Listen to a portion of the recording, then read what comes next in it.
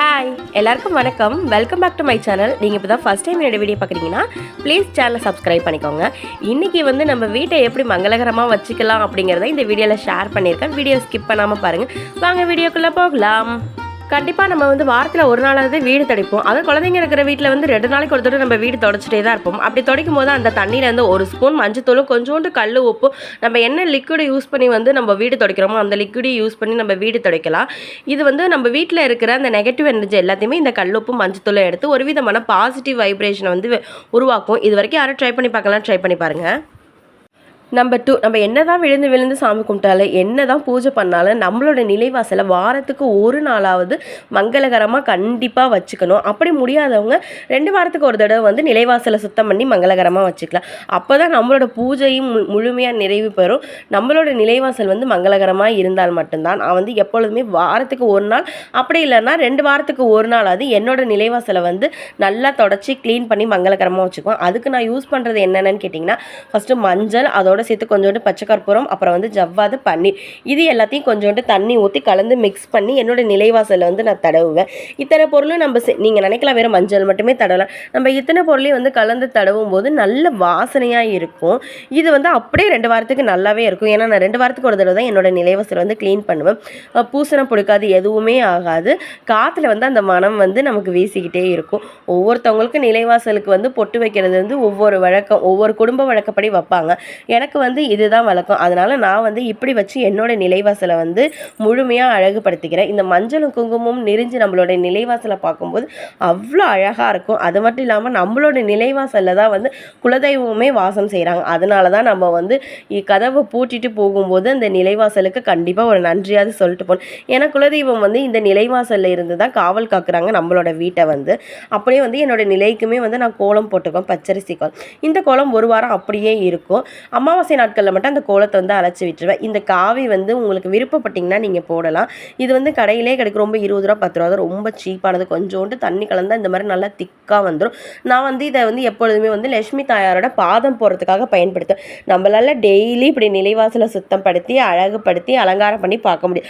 ஆனால் அட்லீஸ்ட் வாரத்தில் ஒரு நாள் கண்டிப்பாக நம்ம செய்ய, செவ்வாய்க்கிழமையாவது வெள்ளிக்கிழமையாவது செஞ்சுக்கலாம். உங்களுக்கு எந்த நாட்கள் சௌகரியமாக இருக்குமோ அந்த நாட்கள் செஞ்சுக்கோங்க. இந்த லட்சுமி பாதம் எதுக்காக போடுறேன்னா, வெள்ளிக்கிழமை லட்சுமி நம்ம வீட்டுக்குள்ள வரணும் அப்படிங்கிறதுக்கு. நீங்கள் இதெல்லாம் செஞ்சாதான் லட்சுமி உள்ளே வருவாங்களான்னு கேட்காதீங்க. அட்லீஸ்ட் எனக்கு இதெல்லாம் இன்ட்ரெஸ்ட். அதனால் நான் இப்படியெல்லாம் வச்சுக்கணும் அப்படிங்கிறதுக்காக நான் வச்சுக்கிறேன்.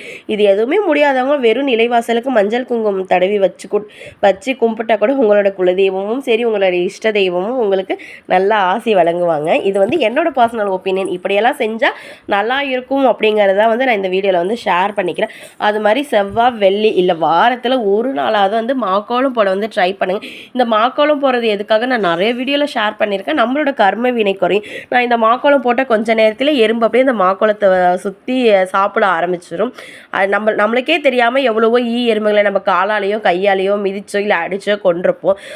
அந்த கர்ம வினையெல்லாம் போகணும்னா இந்த மாதிரி ஒரு சின்ன சின்ன தான தர்மம் பண்ணும்போது அந்த கர்ம வினைகள் குறையும் அப்படிங்கிறது ஒரு ஐதீகம். எப்பொழுதுமே என்னால் செவ்வாய் வெள்ளி அந்த 2 நாட்களில் என்னோட நிலை நான் ரொம்பவே அழகாக இந்த மாதிரி மாக்கோலம் போட்டு மஞ்சள் குங்குமம் தடவி அழகு பண்ணி வச்சுக்குவேன். அதே மாதிரி துளசி செடிக்கு எப்பொழுதுமே ஒரே ஒரு தாமரப்பு கோலம் தான் போடுவேன். போட்டு ஸ்ரீராம ஜெயம் எழுதிக்குவேன். நம்பர் 3, நம்மளோட பூஜை அறையும் நிலைவாசலையும் எப்படி நம்ம மங்களகரமாக வச்சுக்கிறோமோ அதே மாதிரி நம்மளோட சமையல் அறையுமே நம்ம மங்களகரமாக வச்சுக்கணும். ஏன்னா அங்கே தான் அன்னபூர்ணி தாயாரை குடியிருக்கிறாங்க. நம்ம எந்த அளவுக்கு நம்மளோட சமையலறையை நல்ல சுத்தமாக வச்சுக்கிறோம் அந்த அளவுக்கு நம்ம வீட்டில் அன்னத்துக்கு குறைவில்லாமல் இருக்கும் அப்படின்னு சொல்லுவாங்க. இது நடுவீடுன்னு சொல்லுவாங்க. நான் இப்படி தான் என்னோட சமையல் அறையில் என்னோட அடுப்புக்கு மேலே உள்ள டைல்ஸை இந்த மாதிரி போட்டுக்குவேன். இது வாரத்துக்கு ஒரு நாள் க்ளீன் பண்ணிக்குவேன். அடுப்பு க்ளீன் பண்ணும்போதெல்லாம் அந்த மஞ்சள் குங்குமத்தையும் அழைச்சிட்டு க்ளீன் பண்ணிக்கும். அதே மாதிரி அடுப்புக்குமே வாரத்துக்கு ஒரு நாள், அதாவது வெள்ளிக்கிழமையாவது ஒரு மாக்கோலம் போட ட்ரை பண்ணுவேன். கண்டிப்பாக போடுவேன். போட்டுட்டு அடுப்புக்குமே மஞ்சள் குங்குமம் வைப்பேன். இங்கேயுமே அன்னலட்சுமி தாயார் குடியிருக்கிறாங்க. அதனால இதையுமே நம்ம கோவில் மாதிரி தான் பாவிக்கணும். ஏன்னா இங்கே தான் நமக்கு சுவையான உணவுகளுமே ரெடி ஆகுது. அதனால நம்ம எப்பொழுதுமே நம்மளோட சமையலையே சுத்தமாக வச்சுக்கணும். அடுப்பில் மகாலட்சுமி தாயார் குடியிருக்கிறதா ஒரு ஐதீகம் இருக்குது. அதனால நம்ம ஜாடியில் கல் உப்பு, அப்புறம் சால்ட் உப்பு, புளி, மிளகாய் இது எல்லாத்தையும் ஒரு உரமாக வச்சு உரல், அம்மிக்கல் எது மாதிரி எந்த பொருட்கள் இருந்தாலும் அதுக்கு வந்து நம்ம விளக்கேற்றி வழிபடுறது வந்து சமையலறையில் ஒரு வழக்கமாகவே இருக்குது. என்கிட்ட வந்து ஜாடியில் நிறையா மிளகாலாம் கொட்டி வைக்கிறதுக்கு, அதனால் உப்புச்சாடி மட்டும் தான் இருக்குது. அதனால் உப்புச்சாடி உரல் மட்டும் வச்சு மஞ்சள் குங்குமம் வச்சு ஒரு விளக்கேற்றி வந்து வழிபட்டுக்குவோம் செவ்வாய் வெள்ளிக்கிழமைகளை வந்து. இந்த மாதிரி நம்ம ஒரு சைடு நம்மளோட கிச்சனில் வந்து அரேஞ்ச் பண்ணி வைக்கும் பொழுது கண்டிப்பாக நம்மளோட கிச்சனை வந்து நம்மளே அறியாமல் நம்ம சுத்தமாக வச்சுக்கோம். ஏன்னா அந்த இடத்துல ஒரு விளக்கு ஏற்றணும், ஒரு ஊதுபத்தியாவது காமிக்கணும். அப்படிங்கிறப்ப நம்மளோட கிச்சன் எப்பொழுதுமே சுத்தமாகவே இருக்கும். அடுத்து நம்பர் 4 வந்து நம்ம வந்து வாசலில் வாரத்துக்கு ஒரு நாளாவது கண்டிப்பாக வந்து உருளி வைக்க ட்ரை பண்ணுங்கள். அந்த உருளி வைக்கிற தண்ணியில் கொஞ்சோண்டு மஞ்சள் கலந்துக்குவோம். அப்படி இல்லைன்னா நம்ம வந்து ஜவ்வாது, பன்னீர் இது எல்லாமே கலந்துக்கலாம். வாசனையாக இருக்கும். இது வந்து பாசிட்டிவ் வைப்பை வந்து உருவாக்கும். நம்ம வீட்டுக்கு யாராவது நெகட்டிவ் தாட்ஸோடு வரும்போது அந்த நெகட்டிவ் தாட்ஸ் எல்லாம் இந்த உருளி வந்து எடுத்துக்கும் அப்படிங்கிறது ஒரு ஐதீகம். நம்பர் 5, நம்ம என்ன வழிபாடு பண்ணாலும் நம்ம குலதெய்வத்தோட அருள் வந்து நமக்கு நிச்சயமாக வேணும். படம் வச்சு வழிபடுறவங்க வந்து வீட்டில் படம் வச்சு வழிபட்டுக்கலாம். அப்படி படம் வைக்க முடியாதவங்க இந்த மாதிரி குலதெய்வ சொம்பு வந்து ரெடி பண்ணிக்கலாம். சுத்தமான தண்ணியில் மஞ்சத்தூள், கொஞ்சோண்டு பச்சை கற்பூரம், ஜவ்வாது, இது மாதிரி பூக்கள் கலந்து அலங்காரம் பண்ணி அதில் உங்கள் குலதெய்வமாக நினச்சி நீங்கள் வழிபடலாம். நம்பர் 6, கல்லடி பட்டாலும் படலாம், கண்ணடி படக்கூடாதுன்னு சொல்லுவாங்க. நம்மளை பார்க்குறவங்களோ இல்லை நம்ம வீட்டை பார்க்குறவங்களோ ஒரு நிமிஷமாவது நம்மளை பார்த்து கண்ணு வைப்பாங்க. கண்டிப்பாக அந்த கண்டிஸ்ட்லேருந்து நம்ம தப்பிக்கணும்னா வெள்ளிக்கிழமை தோறும் லெமனை 2ஆக அறுத்து அதில் மஞ்சள் குங்குமம் தடவி நம்மளோட நிலைவாசலே இல்லை நிலைக்கு பக்கத்திலே வந்து வச்சிடணும். இதை பார்க்கும்போது நெகட்டிவ் தாட்ஸோடு வர்றவங்க அந்த நெகட்டிவ் தாட்ஸ் எல்லாத்தையும் அந்த எலுமிச்சை பழம் வந்து எடுத்துக்கும். அடுத்து நம்பர் 7, முடிஞ்ச அளவுக்கு நம்ம வீட்டில் வந்து பூஜை பண்ணும்போது வாசனை மிகுந்த மலர்களால் வந்து பண்ண பாருங்கள்.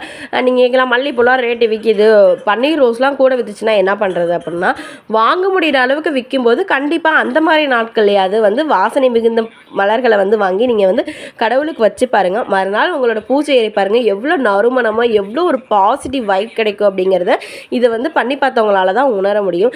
பன்னீர் ரோஸ் வச்சுட்டு மறுநாள் கொஞ்சம் நேரம் கழித்து பார்த்தாலே நல்ல ஒரு ஸ்மெல் வரும். அது மாதிரி மல்லி கட்ட முடியும், எனக்கு டைம் இருக்கிறவங்க வந்து உதிரியாக வாங்கி கூட நம்ம கட்டி நம்மளோட பூஜை ஏரியில் வந்து வழிபாடு வந்து பயன்படுத்திக்கலாம். இது நல்ல நறுமணத்தை கொடுக்கும். அது மாதிரி வாசலில் ஏற்றுற ஒரு ஊதுபத்தி இல்லை வந்து ஒரு கம்ப்யூட்டர் சாம்பிராணி, அப்படி இல்லைன்னா தசாங்கப்பொடி, இதுவுமே வந்து நல்ல ஒரு வாசனையை வந்து உண்டுபடுத்தும். நம்பர் 8, வாரத்தில் ஒரு நாளாவது வந்து வீடை சுற்றி வந்து சாம்பிராணி போட பாருங்கள். அது கொட்டாங்குச்சி போட்டு நம்ம சாம்பிராணி போட்டுக்கலாம். அப்படி இல்லைன்னா இந்த மாதிரி கப் சாம்பிராணி கூட யூஸ் பண்ணிக்கலாம். கப் சாம்பிராணி வந்து ரொம்ப நேரம் வந்து புகை இருக்கும். பட் நம்ம கொட்டாங்குச்சியில் யூஸ் பண்ணுற சாம்பிராணி வந்து அந்தளவுக்கு வந்து புகை வந்து உடனே போயிடும். வாசல்லேருந்து காமிச்சிட்டு போங்க, நிலைவாசலுக்கு, அப்புறம் வந்து நிலைக்கு, வீடு ஃபுல்லாக மூளை முடுக்கு, அது மட்டும் இல்லாமல் பாத்ரூம் உட்பட எல்லா இடத்துலையுமே வந்து சாம்பிராணி காமிங்க.